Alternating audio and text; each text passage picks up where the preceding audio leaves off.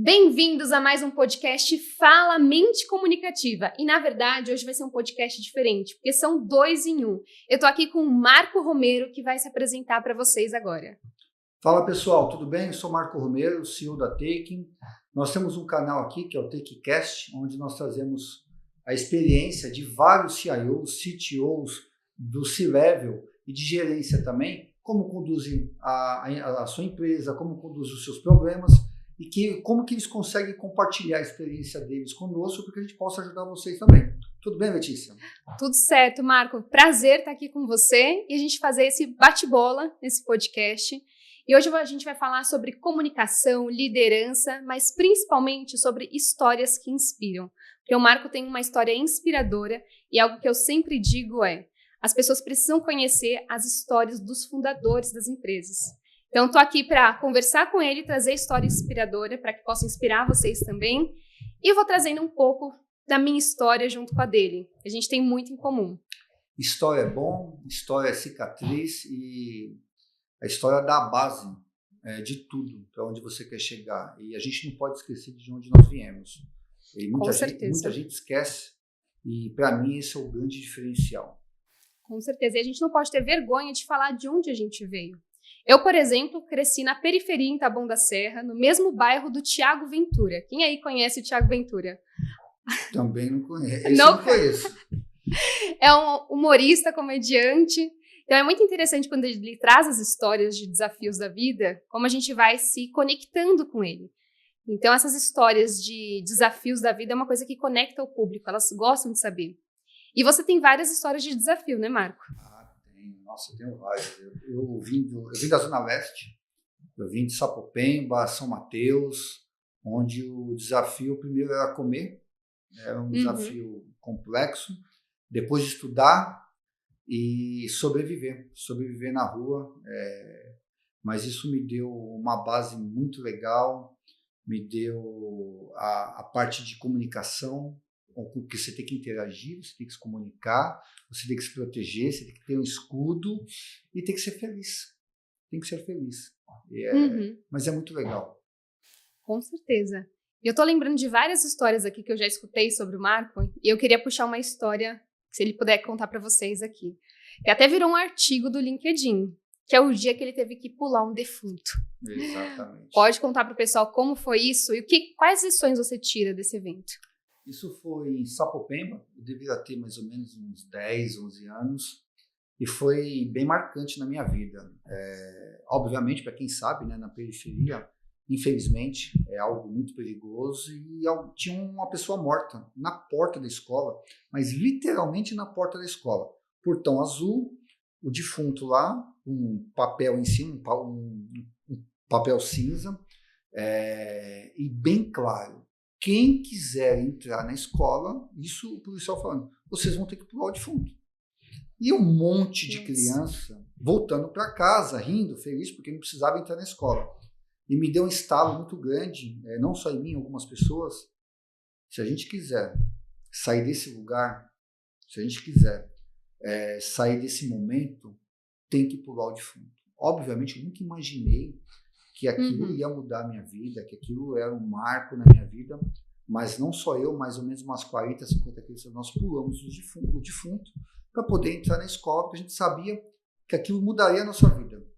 Nós tivemos que pular o defunto para poder entrar na escola. Olha como essa história é marcante e o quanto ela representa. Você foi a pessoa que decidiu passar pelo obstáculo, pelo difícil, para conquistar algo maior. E você desde criança tinha isso em mente, que a educação é o que te levaria para frente? Muito claro. E não só a educação, mas a negociação. Engraçado isso, né? Negociação? Me conta mais como do defunto foi para negociação. Ganhei uma bicicleta de um vizinho e, como periferia, aquele monte de criança andando de bicicleta, uns 30, 40 moleques, caiu um da frente, caiu o outro, todo mundo estupiado no chão, a bicicleta acabou com a bicicleta, fui para casa, os meus amigos me visitando, e um deles falou para mim assim, Marquinho, quer vender o guidão? Porque o meu guidão não tá bom. Aí eu falei, tá bom, vendi o guidão, aí o outro pediu outra peça, eu comecei a fazer as contas, falei, cara, se eu vender as peças da bicicleta, eu vou somar um dinheiro e vou conseguir comprar outra. Resumindo, consegui comprar outra bicicleta e ainda sobrou um dinheiro. Falei, cara, isso aqui é o que vai mudar a minha vida. Eu vou negociar, eu vou comprar alguma coisa e vou vender alguma coisa. Então, alguns insights que a gente não tem noção, né? O que vai mudar a sua vida. Mas eu comecei a identificar que ali era um caminho também de mudar a vida. E é interessante quando está na periferia e a gente quer ser alguém na vida, a gente vai achando meios, né, de conseguir crescer. Eu lembro de uma história também minha, que eu tinha uma tia que era mais bem-sucedida da família, e eu falava, tia, o que você precisa de ajuda? Será que eu arrumo o seu guarda-roupa? Que era sempre uma bagunça, o guarda-roupa dela, tava sempre reclamando que não achava nenhuma roupa. Falei, não, eu sei organizar aqui por cores, assim. E ela me dava R$20, organizava o guarda-roupa inteiro. Mas R$20 há um bom tempo atrás já era bastante dinheiro, hein? Não, pra mim era super. Então eu soube negociar bem ali. E eu tenho uma mãe que sempre falava assim pra mim, Letícia, você não pode pedir nada pra ninguém, aceitar nada de ninguém. Então eu falava assim, não, se eu quiser alguma coisa, eu preciso fazer algum trabalho. Então assim eu fui negociando, fui crescendo na vida, comecei a tocar violão. O pouco que eu já sabia, eu já começava a falar, gente, eu sei ensinar violão. E assim a gente vai crescendo. Como que foi pra você também esses primeiros momentos de se perceber empreendedor desde criança? Foram momentos complexos, porque além de perceber que fazer negócio era um bom negócio, eu precisava comer, eu precisava sobreviver, porque eu vim de uma família muito pobre. Eu morei em casas em Sapopemba que tinham um quintal, no quintal tinham 18 casas, então aquele monte de gente. E eu sabia que para poder sair dali teria que fazer algo diferente, teria que empreender, não sabia o quê. Eu fiz sacolinha para o Carrefour. Olha só. Eu fazia carretel de linha, então, porque eu sabia na quantidade, no volume, se eu fizesse aqueles, para quem sabe da periferia, tem muito trabalho manual que se leva para lá, colocar botão em calça, enrolar linha no carretel, arrumar o carretel, arrumar blusa de mulher, fazer a gola. Então você tem alguns trabalhos manuais que ainda muito forte, que gera uma renda, que gera até uma válvula de escape para a família, para poder comprar mistura. Então eu comecei a identificar o seguinte, eu preciso fazer algo diferente. E você? O que você fez, além da sua tia? Olha, além da minha tia de ensinar violão, também cuidei de criança, eu fazendo um pouco de tudo. Comida. Hoje eu não falo que eu faço comida, gente, sou péssima, mas aquele básico eu fazia quando eu era criança, e tudo eu ia tentando vender, ia tentando ter algum resultado ali, porque eu queria ser alguém na vida. E aí uma coisa que eu escutava muito dos meus pais é, Letícia, você precisa estudar para ter a chance de ser alguém na vida. Então eu sempre busquei estudar muito, só que eu tinha muita dificuldade. Eu descobri só aos 18 anos que eu tinha uma alteração do processamento auditivo central. O que isso significa? Eu até escutava bem, mas eu não conseguia prestar atenção. Então, as informações ficavam meio perdidas na minha mente. Eu precisava depois, por exemplo, eu estava lá na sala de aula, eu e mais 50 crianças na escola pública, né? E quando eu estava lá, eu não conseguia prestar atenção. Eu estava ali sentada, eu sempre fui quieta, mas eu não conseguia realmente armazenar aquelas informações. Eu precisava chegar em casa e estudar por conta própria. E aí, nisso, eu desenvolvi um lado que eu tenho até hoje super forte, que eu sou super autodidata. Quando eu quero alguma coisa, eu vou lá, eu estudo por fora e eu consigo ir super bem nisso. E aí, aos 18 anos, eu descobri isso só na universidade de fonoaudiologia. Passei na primeira chamada na Escola Paulista de Medicina, com muito estudo, sempre sendo autodidata, estudando por fora. E eu descobri que esse transtorno, ele tinha como reabilitar. Então, eu comecei a trabalhar meu processamento na Universidade de Fonoaudiologia. E é como a minha professora sempre disse, a minha professora que virou, inclusive, a minha orientadora de mestrado. É como se você tivesse um cisco no olho. Você até enxergava, mas você não enxergava como todo mundo. Você tinha que fazer muito mais esforço do que as outras crianças para aprender. E esse esforço foi ótimo, porque até hoje eu continuo sendo a pessoa esforçada, só que eu não tenho mais o cisco no olho. Isso me dá uma alta performance. Quando você fala... Você tocou num tema bem interessante. Quando a gente fala que você tinha 50 crianças dentro de uma sala de aula, o ensino básico, ele não é igual. O ensino fundamental, ele não é igual. Para quem conviveu numa sala de aula com 40, 50 crianças, E hoje você tem, os meus filhos estudam em escolas excelentes, não dá para pedir para uma pessoa que está na periferia você falar assim, muda de vida que é fácil, muda de vida que é um negócio tranquilo, muda de vida porque só basta o seu esforço. Não, você não tem um mínimo de estudo. Eu dei sorte que até o fundamental ainda tinha uma qualidade de ensino, mas hoje você olha o governo, é um negócio muito triste. A desigualdade é um negócio assustador. E as crianças Exatamente. cada vez mais indo para a escola somente para comer. Como que você pede para que a periferia consiga ter a mesma igualdade, a mesma competitividade com uma classe média, média e alta de ensino muito mais forte? E óbvio que eu me incluo hoje uma classe melhor, porque eu trabalhei, porque eu estudei, mas eu me esforcei, mas eu não tive a mesma desigualdade do que tem hoje. A gente precisa tomar muito cuidado quando a gente fala assim, é fácil sair da periferia, é fácil sair do nada e conquistar alguma coisa. Não é fácil, não basta só querer. Então você tem que se dedicar muito mais, mas muito mais de qualquer outra classe social. Eu sei que eu misturei um pouquinho os assuntos, mas eu queria trazer essa visão que o porquê também vale a pena você conseguir conquistar tantas coisas, você conseguir ajudar bastante gente. Como nós temos um propósito, eu, Marco Romero, tenho um propósito de treinar muita gente na periferia. Nós temos fizemos um convênio com o MCIO, que é um grupo fantástico de mulheres, que nós treinamos 60 meninas em classe social muito baixa, onde tivemos que mandar máquinas em parceria com o MCIO, treinamento de tecnologia, do básico, tá? Nós chegamos no meio do treinamento e identificamos que tivemos que voltar para dar treinamento de português e matemática. Olha só. E aí a gente conseguiu ingressar essas meninas no mundo de tecnologia. Então eu misturei um pouquinho aqui, mas porque... Não, você já adiantou minha próxima pergunta, na verdade, que eu ia perguntar justamente isso, sobre as ações que você faz, e você já trouxe uma linda, né? É uma das ações que nós fazemos porque alguém tem que fazer alguma coisa.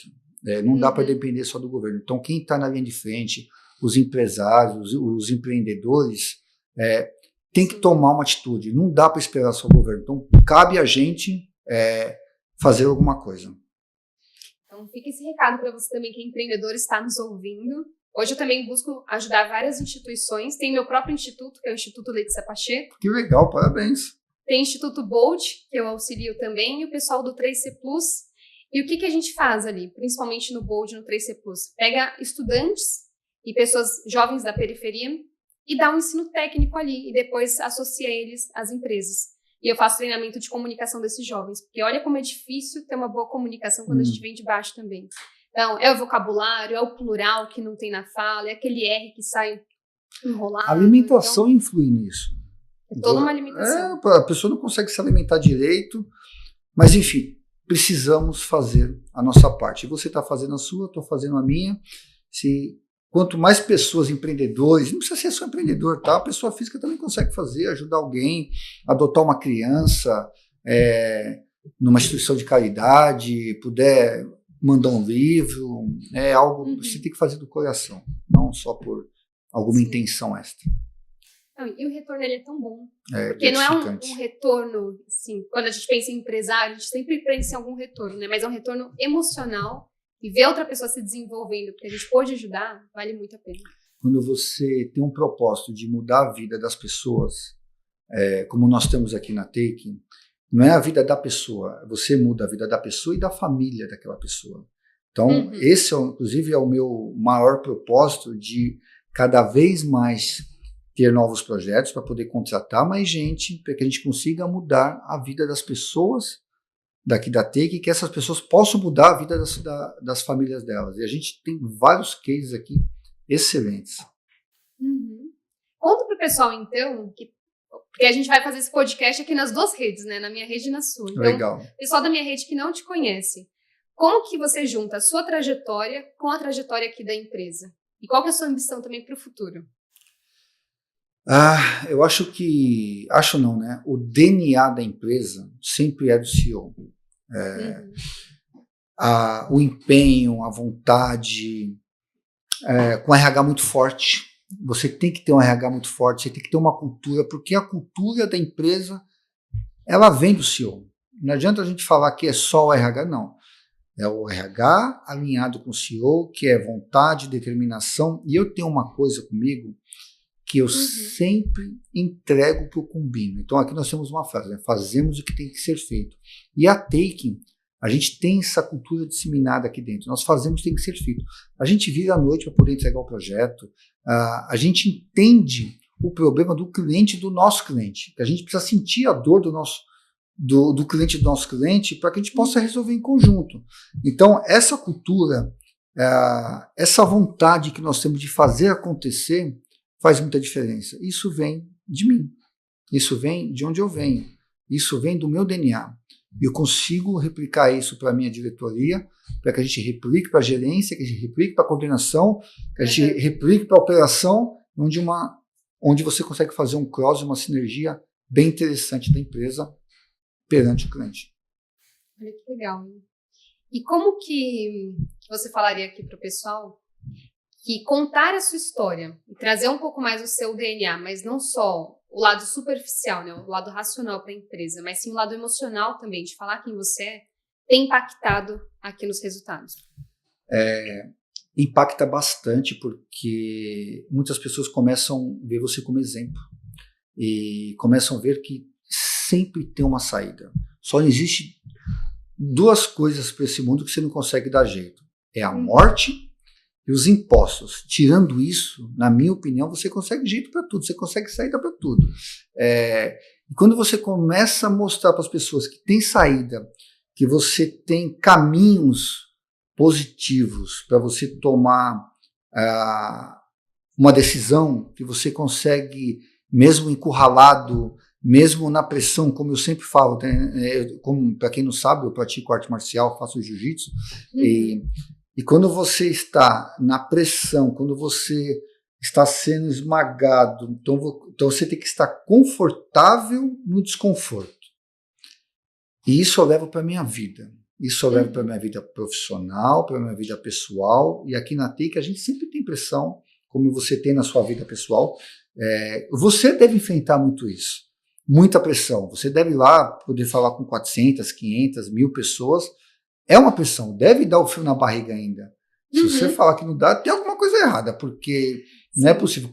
Me explica um pouquinho como que é falar para 1000 pessoas. Explica pra gente. Se tem pressão, não tem. Sempre tem uma grande pressão. Porque o que é o medo de falar em público? É o medo de falhar em público. Todo mundo tem medo de passar uma imagem errada para as pessoas. Eu trabalho isso nas minhas mentorias. Aqui é mais fácil, aqui a gente corta, ninguém vai ver. Sim. Pessoalmente, lá, ao vivo, não tem jeito. Né? Ao vivo não tem jeito. Então, primeira coisa, o medo, ele sempre fica ali, mas muito mais como um friozinho na barriga de emoção. De, puxa, eu vou fazer uma coisa importante, tem que entrar no palco. Mas se você tem o roteiro, sabe o tom de voz que você vai usar, já treinou aquilo, você fica muito mais confiante, você entra no palco feliz de estar fazendo aquilo. Agora, quando você não tem o treino, a técnica, o direcionamento, o feedback, aí você fica com medo, porque você não sabe o que vai acontecer. Agora, quando você tem tudo isso, você sabe que vai dar certo, você treinou, você tem a confiança de um mentor ali, e você fala com aquele friozinho na barriga de, puxa, que legal que eu tô aqui no palco. E vai passando. E vai passando, mas é aquela emoção boa. Isso que eu falo para os meus mentorados, gente, é uma emoção boa. Eu tenho até hoje isso, porque eu digo que hoje eu trabalho com a comunicação, porque eu sempre tive muito problema de comunicação. Então, eu como uma criança, lá da periferia, com tudo isso acontecendo, com o transtorno do processamento auditivo, com pais que trabalhavam o dia inteiro, eu tinha muita dificuldade de me comunicar. Eu era uma pessoa super tímida, era bichinho do mato, era introspectiva. E aí o que eu percebi, que apesar dos meus pais falarem, Letícia, você tem que estudar muito para ser alguém na vida, eu percebi que em um determinado momento não adianta só a gente estudar. A gente precisa falar também, a gente precisa se comunicar, saber se bancar, porque senão a gente vai ser sempre, no máximo, uma pessoa que segue o que os outros estão falando, né? Não se posiciona, não lidera, não cresce na vida. Então a gente precisa se comunicar bem para que a gente possa ir crescendo cada vez mais. E cada um tem um objetivo na vida também, né? Cada um tem uma percepção de vida. Tem gente que realmente quer se colocar num mundo de operação, quer ficar ali, porque não quer se expor, não quer ter problemas, sim. porque tudo tem o seu custo, né? Estar numa cadeira de CEO, as pessoas não têm noção o quanto custa isso na vida pessoal, o quanto reflete na sua família, dentro de casa, ao redor, porque você começa a abrir mão de um monte de coisas.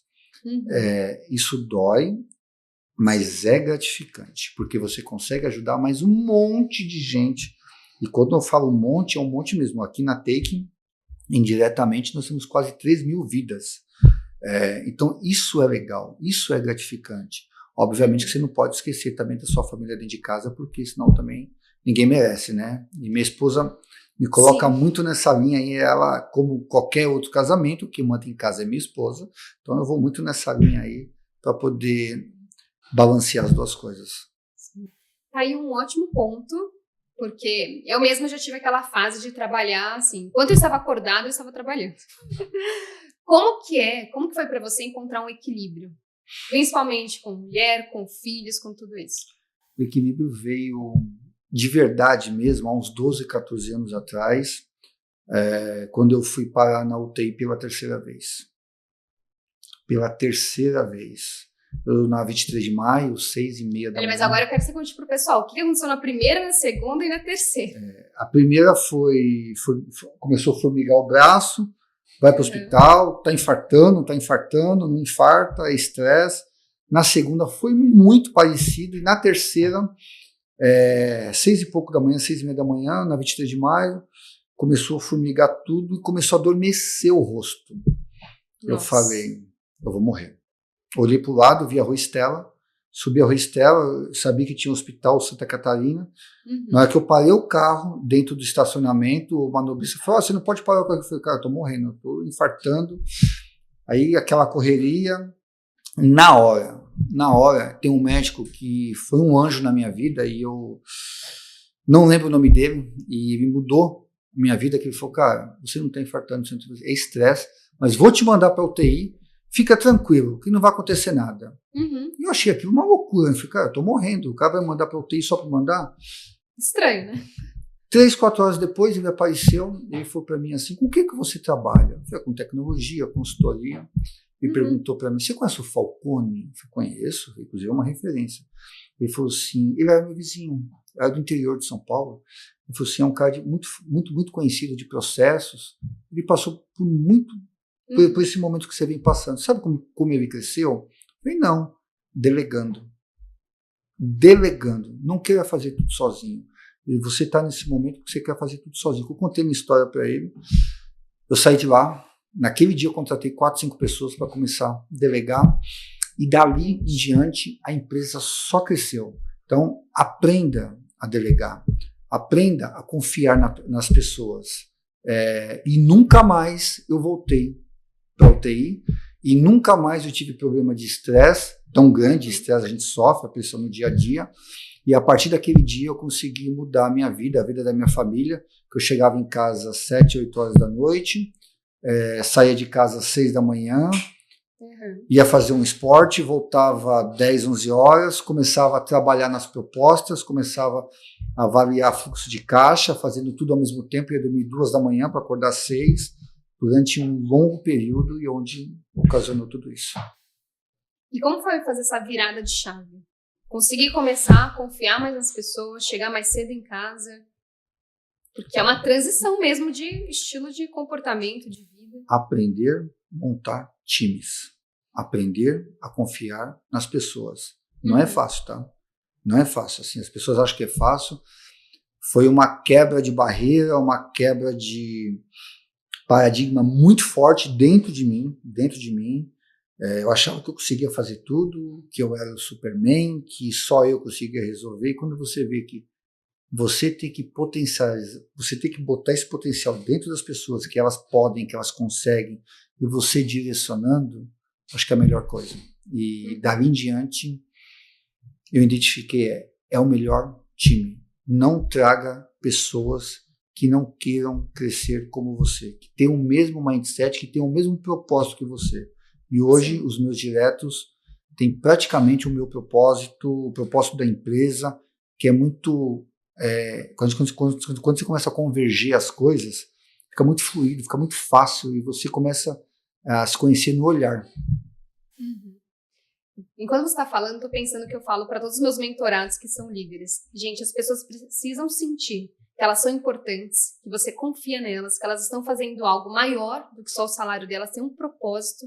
E a gente só consegue isso quando a gente comunica, quando a gente conta a nossa história, quando a gente escuta a história das pessoas também. Porque senão não tem como você confiar em alguém que você mal conhece. Que você só falou assim, olha, agora a sua função é essa e pronto. A gente tem que conhecer um pouco mais. E para isso a gente precisa um pouco mais de tempo com cada pessoa. E aí vem geralmente o desafio que eu escuto de alguns líderes que estão crescendo de Letícia, mas eu não tenho tempo para nada, eu sou sobrecarregada, eu tenho que fazer um monte de coisa. Tá errado. Você tem que ter tempo para tudo. Você tem que ser disciplinado. Você tem que saber que você não é uma máquina, que você tem que ter tempo para sua família, que você tem que ter tempo para o trabalho, você tem que ter tempo para poder pensar. Isso é uma coisa muito legal que eu comecei a colocar nos últimos anos.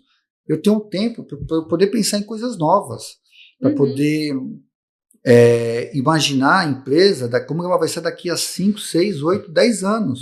E como que eu faço isso? Se eu só estou na operação? Eu não consigo. Então, delego, não delargo. As pessoas confundem muito isso, não pode delargar. E as pessoas, elas não têm que se sentir importantes, elas são importantes. Eu não posso, elas são importantes, porque sem pessoas, você não vai para lugar nenhum. Aqui é uma empresa feita de pessoas. Eu sempre falei, o negócio é feito de CPF para CPF, não é de CNPJ para CPF. Então, quem está aqui dentro tem que transmitir confiança para quem está contratando a Taken. A pessoa não vai contratar a Taken, a pessoa vai contratar o CPF, que está fazendo interlocução com ela.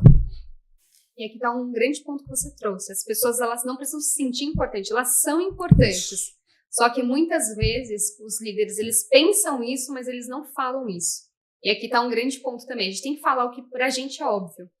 E aí entra no segundo pilar que eu trabalho muito na mentoria, que é como eu gero conexão com as pessoas. Porque às vezes eu tenho um estilo muito condutor. Essa é a maioria dos clientes que eu tenho em mentoria individual, que é o estilo condutor. É aquele estilo que é muito focado no resultado, que só conduz as pessoas e nunca tem tempo para nada.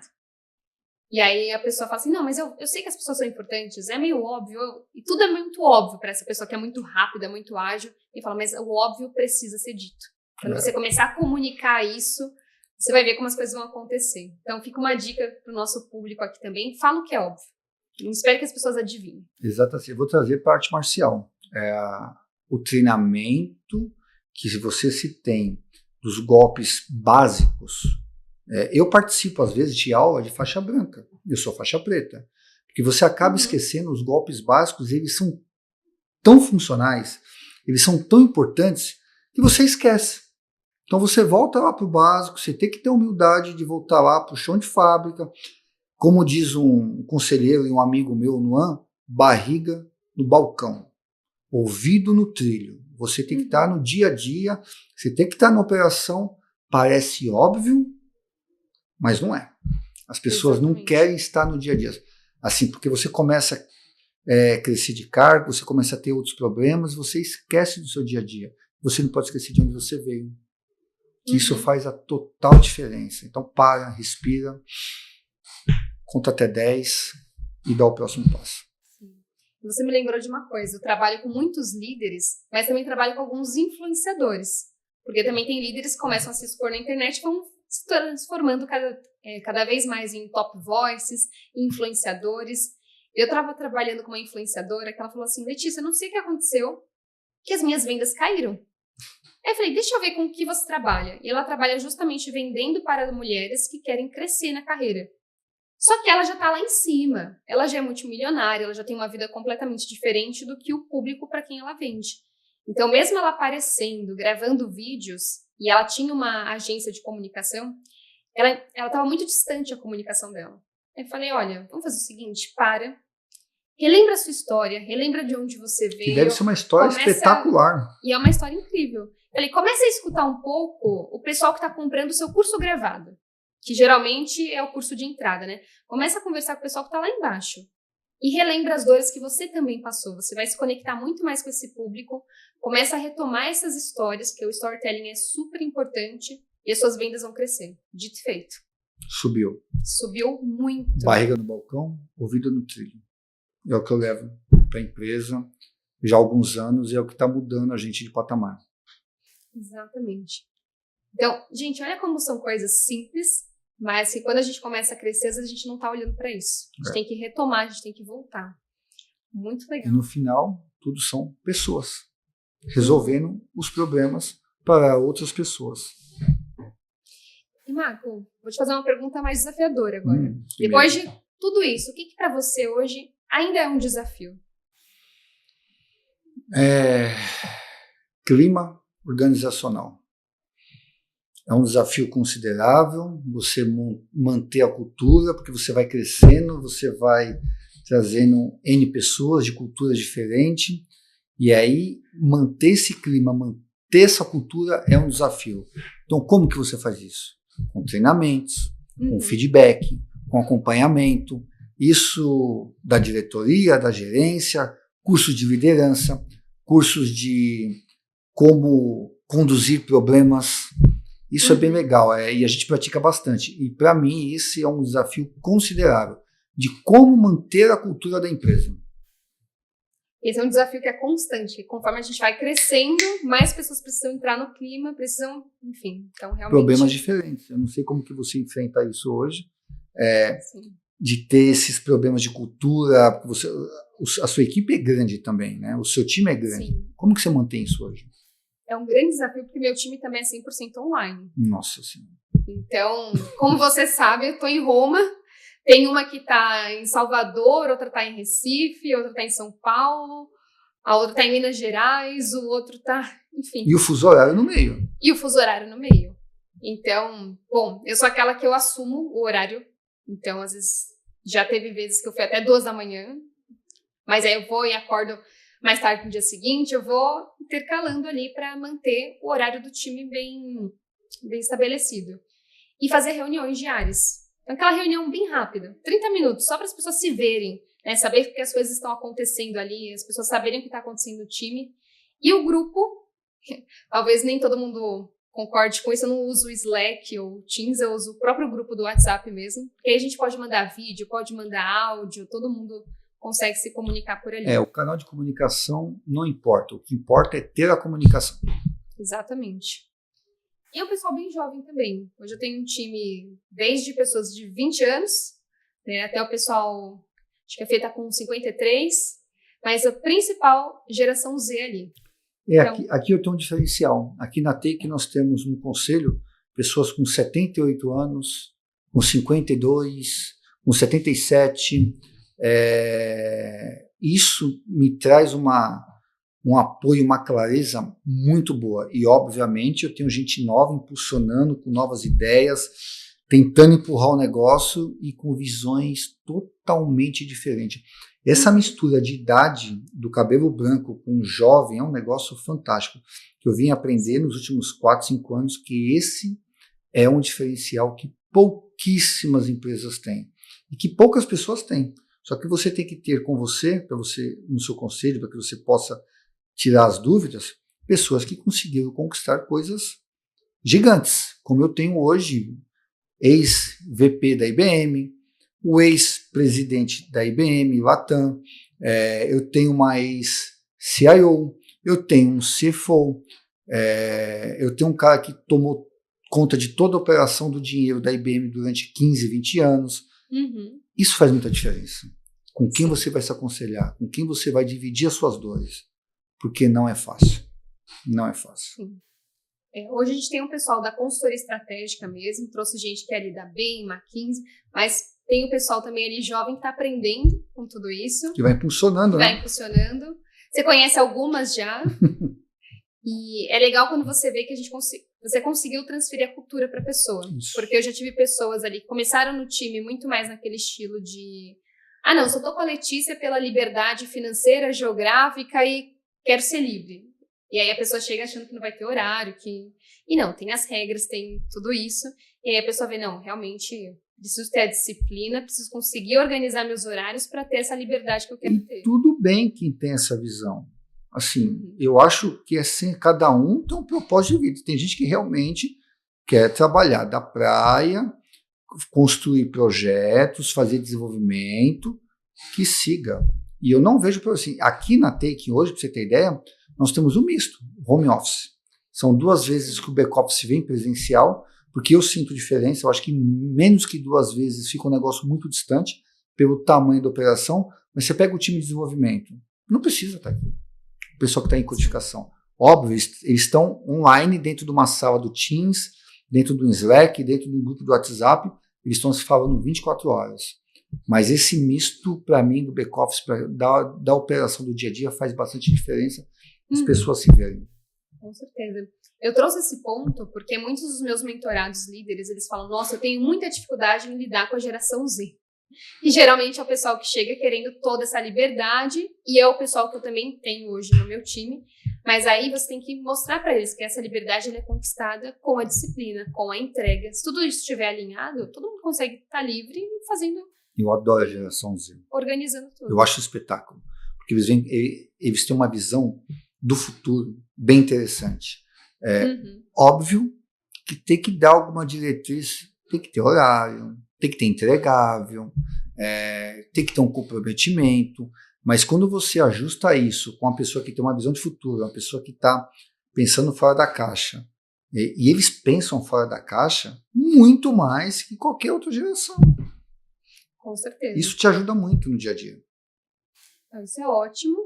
E, bom, vou passar para você então, pode ser? Claro. Porque o Marco, ele já fez mentoria, fez outros processos aqui, continua com a gente, né, com a minha empresa. Como que foi para você? Né? Desde o contato comigo até o contato, teve contato com 2 pessoas agora do meu time. Me ajudou muito, como pessoa física, como pessoa jurídica, realmente muda posicionamento, muda estrutura de raciocínio, muda a clareza da comunicação e muda muito também como você se comunica com seus clientes. Isso faz um diferencial absurdo. Você vai deixando cada vez mais óbvio a clareza do seu entregável e o jeito que você se comunica.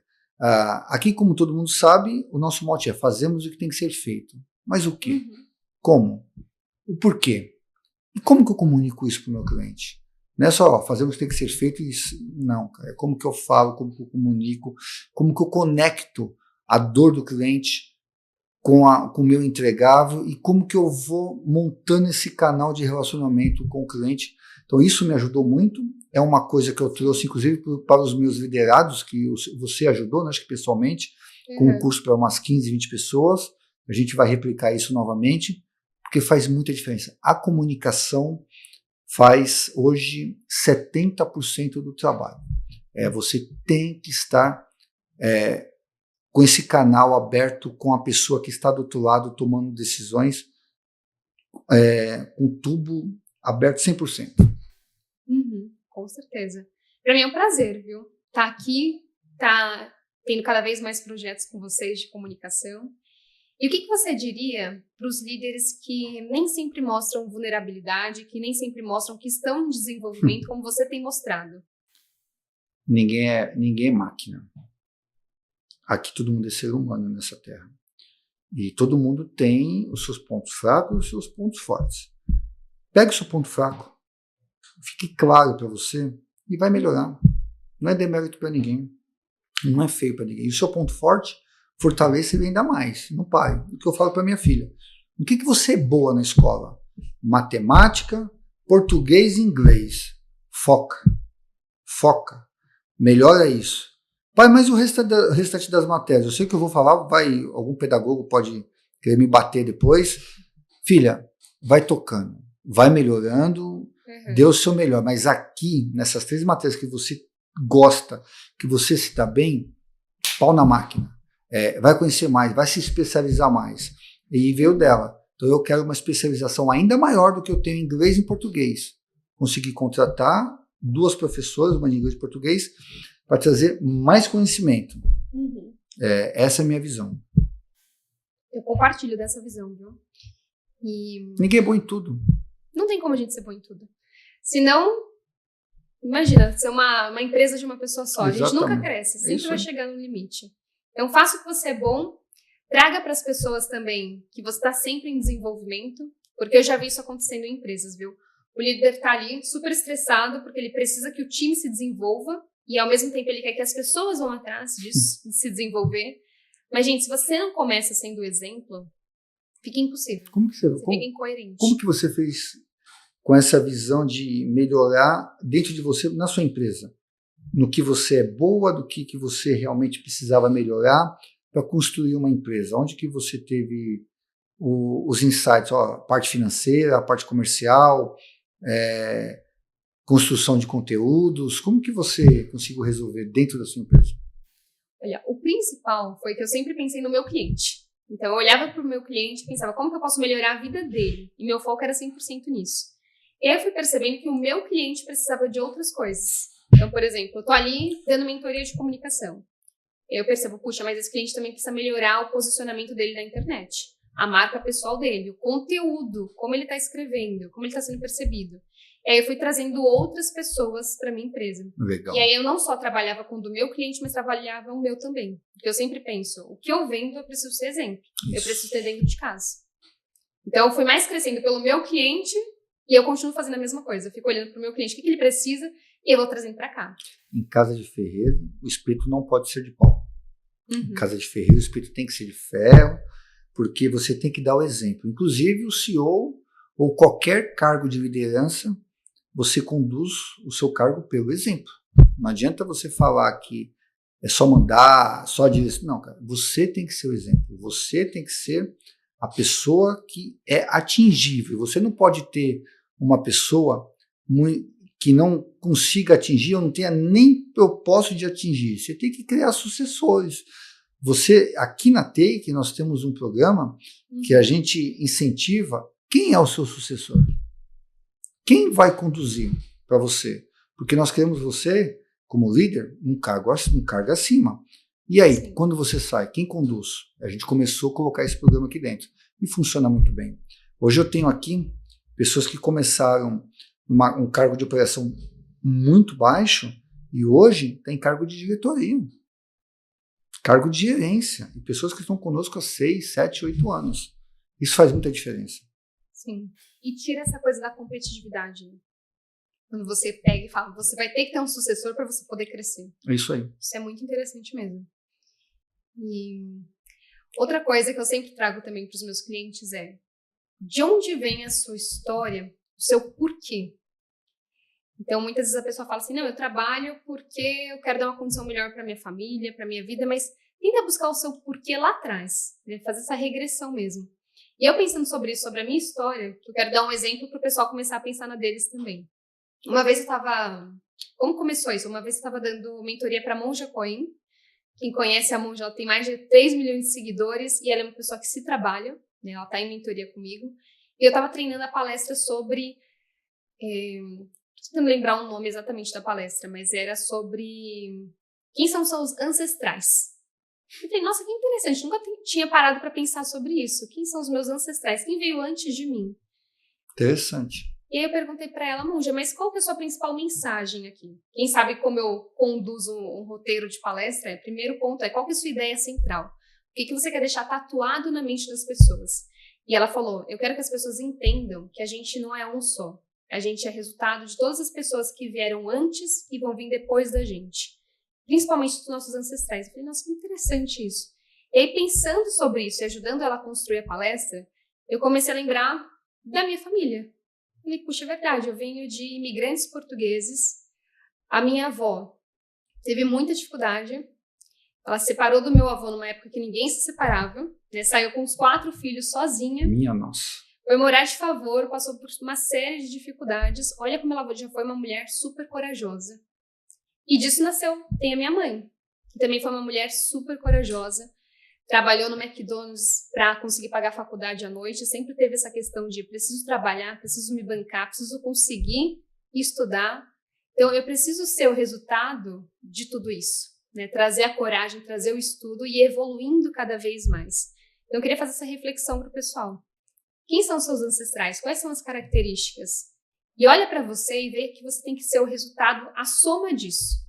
Porque às vezes a gente começa a se colocar para baixo. Gostei da provocação e vou falar da minha agora. Vou aproveitar aqui Vamos o gancho. lá, quero saber também. Não conheci o meu avô, por parte do meu pai, mas ele veio da Espanha, como vários imigrantes vieram no navio, onde na vinda deles para o Brasil, perdeu um irmão, e como aconteceu em vários casos, pegaram o irmão do meu avô, jogaram no mar, porque isso, para quem tem família, né, para quem tem conexão com bastante gente que veio da Europa na Segunda Guerra Mundial, o irmão dele tinha 2, 3 anos, faleceu, ficou doente, fome, sede, jogaram no mar.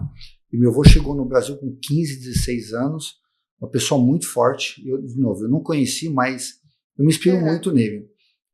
Como espanhol, chegou em São Paulo, abriu o ferro velho, teve 5 ferro velhos, começou a ter barracas de feira, 4, 5 ferro velhos, eu não lembro qual a quantidade correta, e era uma pessoa muito fácil de comunicação, muito fácil de negociação.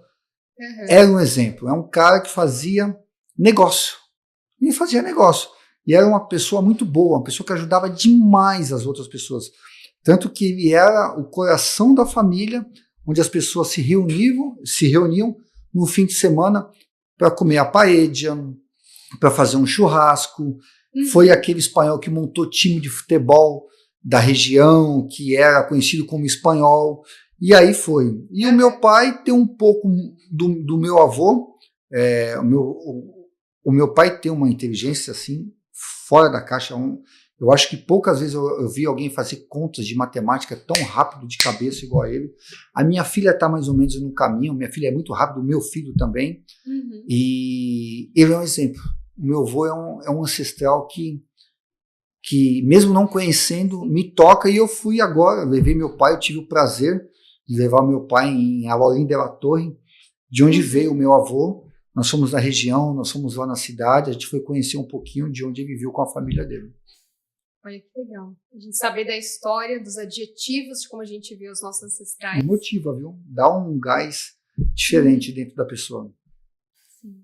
Então, pessoal, eu trouxe um pouquinho sobre isso também, porque no meu método de comunicação eu trago isso. Não é só olhar para a parte técnica da comunicação, é olhar para tudo, né? Quem você é, quais são os seus valores, como você vai inspirar as pessoas, como o Marco tem feito tão bem por aqui. Então, obrigada por topar esse desafio, que é um podcast em conjunto. Então, isso vai para a minha rede, vai para a rede do Marco. Foi diferente. Foi diferente, né?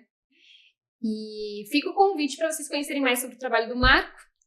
Como que o pessoal pode te achar, minha rede? Fala mais. Podem me achar no LinkedIn como Marco Romero, CEO da Take. Temos o TakeCast também, que é o nosso canal no YouTube e no Spotify. E estou à disposição. Podem mandar mensagem e eu respondo todas. 10, 11 horas da noite, fim de semana, mas eu respondo. Letícia, muito obrigado. Foi um prazer fazer esse bate-bola contigo. Obrigada. E fica o meu convite para a sua rede também, vir me conhecer. Estou como Letícia Pacheco no LinkedIn e Letícia Pacheco Voz no Instagram. Também uso bastante essa rede. E para todo mundo que depois mandar uma mensagem, eu vou disponibilizar pelo menos uma sessão com alguém do meu time. Uma sessão de meia hora. Vou dar esse presente aqui. Legal. Eu não posso disponibilizar, mas eu posso disponibilizar uma consultoria. Como eu já fui convidado pela Gerando Falcões, e foi muito legal. Eu fui dar um depoimento e fui dar alguns insights para 2 ou 3 pessoas do Ceará que queriam empreender. Quem quiser pode me chamar no LinkedIn, que eu estou à disposição. Então, combinado.